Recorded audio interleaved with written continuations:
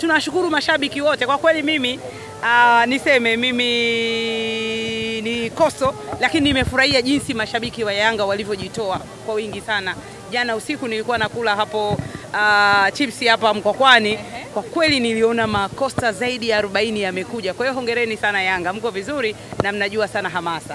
Kwa niaba ya wanatanga, mmejisikiaje mchezo huu mkubwa kuweza kuletwa hapa Tanga? Tumefurahi sana kwa kweli. Tumefurahi sana, tumepewa heshima kubwa sana na naamini kwamba wageni wetu pia wamefurahi kukaa Tanga. Tanga haja leo kuondoka majaliwa, ni watu wakarimu, tuna vyakula vizuri. Kwa naamini wageni wetu wamefurahi. Na tuleteeni michezo mingi zaidi na mechi nyingi zaidi. Kipi kimekufurahisha leo? Kwa kweli leo nimefurahi kuona uwanja Mkwakwani umejaa sana. Lakini jana jioni niliona yale makosta yamekuja kwa wingi alafu yameandikwa hatuchezi ngo.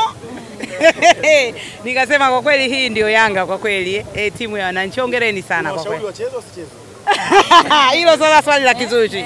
Hilo swali la kizushi. Lakini kwa kweli wamejipanga, wako vizuri. Hongereni sana. Ushauri wako sasa kwa wadau wa soka ambao wanakusikiliza wakati huu hapa, lakini pia kwa mashabiki ambao wameacha shughuli zao wamekuja kutazama finali hii? Kwa kweli kama kubwa nimesoma comment 2-3 kuhusu uwanja kwamba pitch inahitaji kuboreshwa zaidi. Kwa hiyo ni uwanja wa chama chetu, lakini kwa kushirikiana na wadau kwa tutaendelea kutafuta wadau wa kuboresha zaidi.